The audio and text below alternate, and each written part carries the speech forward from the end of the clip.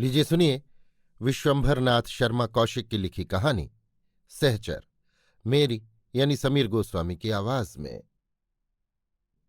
ठाकुर कामता सिंह एक जमींदार हैं। लगभग 5 सहस्त्र रुपये वार्षिक के मालगुजार हैं। कुछ गांव सुलहो आने हैं और कुछ में हिस्से हैं। कामता सिंह उन अधिकांश जमींदारों में से हैं जिनके कारण जमींदारी पेशा बदनाम है। बल्कि यदि देखा जाए तो वो अन्य जमींदारों से 2-4 कदम आगे ही बढ़े हुए हैं। जैसा कि नियम है, ऐसे जमींदारों के शत्रु भी उत्पन्न हो जाते हैं। उनके द्वारा पीड़ित लोगों को अन्य जमींदार अथवा ग्रामीण भड़काया करते हैं। ऐसों में प्रायः ऐसे लोग भी होते हैं जिनका कोई निजी स्वार्थ होता है, अर्थात ऐसे छोटे अथवा दुर्बल जमींदार जिनका प्रभाव उक्त जमींदार के सामने नगण्य होता है। स्वयं उनकी प्रजा भी उक्त जमींदार के सामने उनका कोई महत्व नहीं समझती, अथवा वे लोग जो स्वयं उक्त जमींदार से पीड़ित हैं और स्वयं अलग रहकर किसी दूसरे के द्वारा अपनी प्रतिशोधाग्नि को शांत करना चाहते हैं। संध्या का समय था। कामता सिंह अपने बड़े तथा पक्के भवन के सामने के प्रांगण में बैठे हुए थे। प्रांगण में 3 तख्त बिछे हुए थे। इनमें से एक पर गद्दी तकिया लगा हुआ था। इस पर कामता सिंह विराजमान थे। 2 तख्त आने जाने वालों के लिए बिछे हुए थे। इनके अतिरिक्त कुछ मूढ़े तथा लकड़ी और लोहे की कुर्सियां भी रखी हुई थीं। कामता सिंह के पास कई आदमी बैठे हुए थे, कुछ मूढ़ों और कुछ कुर्सियों पर तथा कुछ तख्त पर। ठाकुर साहब के बगल में उन्हीं के तख्त पर एक शिकारी कुत्ता अपने अगले पैर फैलाए तथा उन पर मुंह रखे चुपचाप बैठा था। ठाकुर साहब अपना बायां हाथ उस पर फेर रहे थे। ठाकुर साहब की वयस 40 वर्ष की लगभग थी। हष्टपुष्ट, दीर्घकाय तथा बलवान व्यक्ति जान पड़ते थे। मुख पर कर्कशता, आंखें कुछ उबली हुई तथा आरक्त। एक अधेड़ सज्जन कह रहे थे, आप कहीं जाया करें तो हाथी पर जाया करें। सो तो हम जाते ही हैं, परंतु सच्ची बात तो ये है कि जब तक उसकी मर्जी न होगी कोई बाल बांका नहीं कर सकता। ये तो पक्की बात है ठाकुर, 2-3 व्यक्ति बोल उठे। अधेड़ सज्जन बोले, ये तो है ही है, इसमें कोई क्या कह सकता है, परंतु उपाय करना भी आवश्यक है। सो क्यों नहीं, उपाय न करे और भगवान को दोष दे। वही कहावत है कि चलनी में दूध दुहें और कर्म को दोष दें। सो उपाय तो हम रखते हैं। यदि कहीं हम अकेले भी पड़ जाएं और ये शिकार हमारे साथ हो तो 10-12 लठैत हमारा कुछ नहीं बिगाड़ सकते। ये बात तो है ठाकुर, ये शिकारी बड़ा होशियार है। कुत्ते सभी होशियार होते हैं, पर यह शिकारी बड़ा बेढब है। कोई आपकी तरफ जरा घूर कर भी देखता है तो ये चौकन्ना हो जाता है। उस दिन एक आसामी आया था। वो हमसे बात करते करते जरा जोर से बोलने लगा, सो बस इसने त्योरी बदली। इसकी त्योरी बदलते ही आसामी का बोल बंद हो गया। फिर वो जोर से नहीं बोला। आप इसकी सेवा बर्दाश्त भी तो बहुत करते हैं, अपने बाल बच्चों की तरह। मैं अपने सामने से खिलाता हूं, नौकर का भरोसा नहीं करता। मेरी चारपाई के पास ही इसका खटोला रहता है, उसी पर सोता है। बताओ, इतनी बर्दाश्त कौन कर सकता है? सेर भर तो गोश्त पाता है, आधा सेर सवेरे और आधा सेर साँझ को और 2 सेर दूध सेर भर तड़के। जहां भैंसें दुही गई बस पहले ये छक लेता है, और इसी तरह सेर भर साँझ को। और बीच बीच में टुंगार पाता रहता है। कोई लड़का बच्चा खाने बैठा, उसके पास बैठ गया, उनसे कुछ पा गया। हाँ, हर वक्त छका रहता है।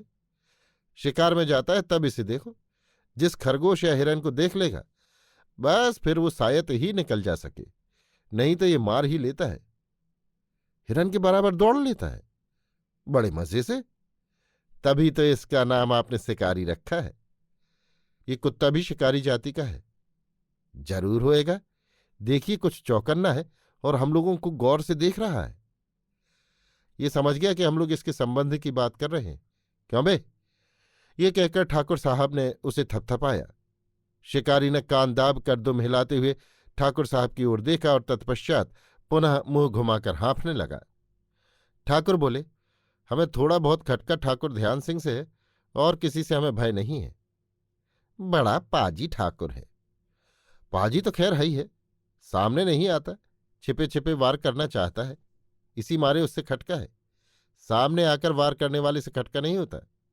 खटका तो इन नागों से है जो छिपकर काटना चाहते हैं। यही बात है ठाकुर। उधर ठाकुर ध्यान सिंह कामता सिंह के अन्यतम शत्रु थे, छोटे जमींदार थे। कामता सिंह के मारे उनकी जमींदारी मिट्टी हो रही थी। उनका कुछ भी प्रभाव नहीं था। खास उनकी ही जमींदारी के आदमी उनकी अवहेलना करते थे। कोई काम पड़ता था तो कामता सिंह के आदमी उनकी जमींदारी के आदमियों को बेगार में पकड़ ले जाते थे। न ध्यान सिंह में इतनी शक्ति थी कि वो कुछ हस्तक्षेप करें, और न गांव वाले ही उनके कहने से विरोध करने के उद्यत होते थे, बल्कि प्रायः वे स्वेच्छा से ही ध्यान सिंह के रोकते रहने पर भी कामता सिंह के काम पर चले जाते थे। कोई पारस्परिक झगड़ा होता था तो उसका भी न्याय कामता सिंह से ही कराते थे, ध्यान सिंह से बात भी न करते थे।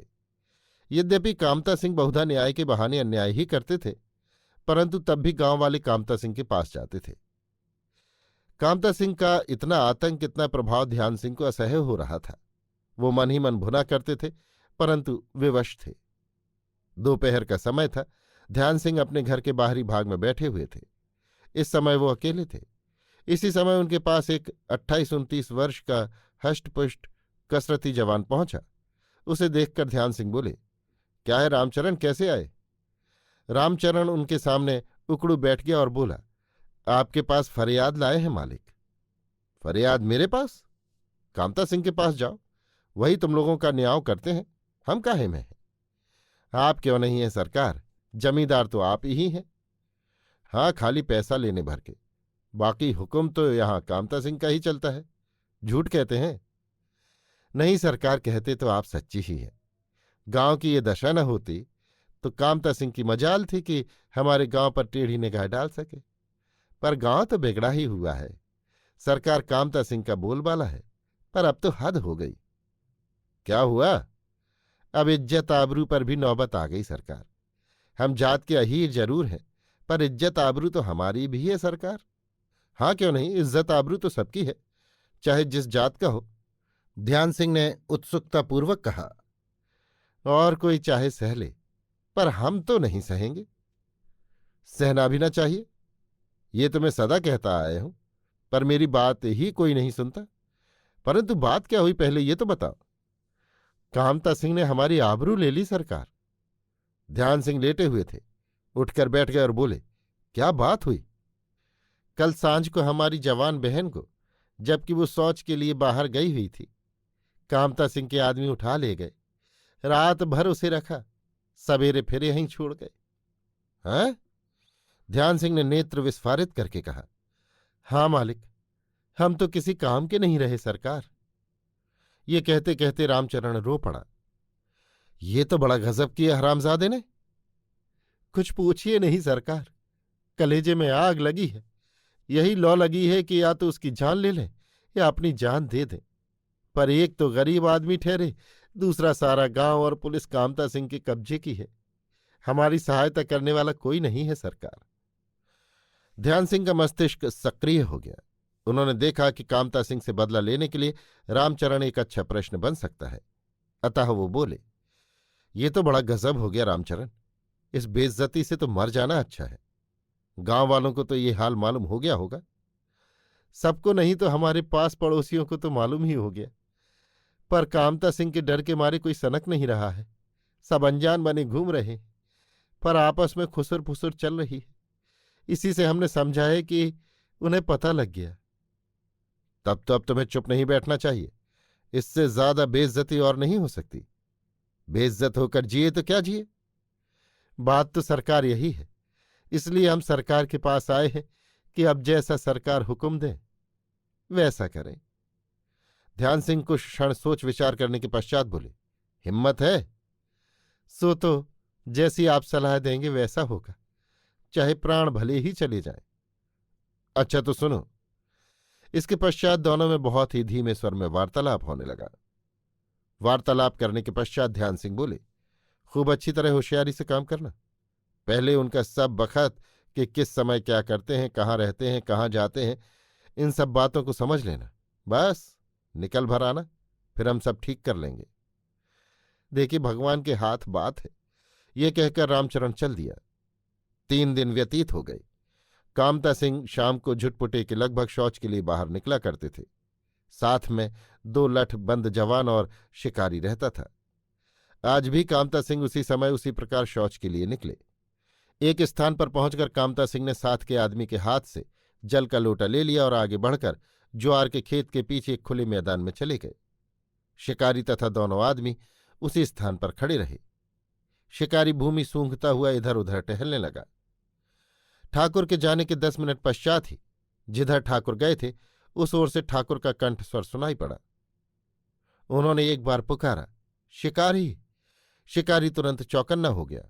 एक क्षण के लिए उसने उस ओर देखा और दूसरे ही क्षण वो झपट कर उस ओर दौड़ा। आगे पहुंचकर उसने देखा कि कामता सिंह रक्त से लथपथ भूमि पर लौट रहे हैं और एक व्यक्ति भागा जा रहा है। शिकारी तुरंत उस भागते हुए आदमी के पीछे दौड़ पड़ा। वो व्यक्ति कठिनता से 20-25 गज के फासले पर गया होगा कि पीछे से शिकारी उस पर टूट पड़ा। शिकारी के फांदने से वो व्यक्ति झोंके में मुंह के बल गिरा, परंतु तुरंत ही घूमकर खड़ा होने लगा। इसी समय शिकारी ने उसका गला पकड़ लिया। व्यक्ति के हाथ में छुरा था। उसने उससे 2 वार तो किए, परंतु फिर वो शिथिल पड़ गया और उसके हाथ से छुरा छूट पड़ा। शिकारी ने 2-3 झटके देकर उसका काम तमाम कर दिया। ये व्यक्ति रामचरण अहीर था। शिकारी के शरीर से रक्त की धारा बह रही थी। रामचरण को छोड़कर वो लौटा, थोड़ी दूर चला और गिर पड़ा, फिर उठकर चला, फिर गिरा। इस प्रकार 3 बार गिर उठकर वो कामता सिंह से 3 गज की दूरी पर पहुंच गया। दोनों लट्ठबंद हक्का बक्का से कामता सिंह के पास खड़े थे। सहसा एक उनमें से बोला, ये तो ठंडे हो गए, जल्दी जाकर गांव में खबर करो। वो आदमी उधर गया। उधर शिकारी पेट के बल घिसटकर कामता सिंह की लाश की ओर जाने लगा। खड़ा हुआ व्यक्ति मंत्रमुग्ध की भांति शिकारी की ओर ताक रहा था। अब कामता सिंह की लाश शिकारी से 1 गज की दूरी पर रह गई थी। शिकारी शिथिल होकर निश्चेष्ट हो गया। कुछ क्षण तक वो पड़ा रहा। उस व्यक्ति ने समझा कि शिकारी भी समाप्त हो गया, परंतु सहसा शिकारी ने अपना अंतिम बल लगाया। 2 झटकों में वो घिसटकर कामता सिंह की लाश के निकट पहुंच गया। लाश के निकट पहुंचकर उसने लाश की छाती पर अपना मुंह रख दिया और इसी समय उसके प्राण पखेरु उड़ गए।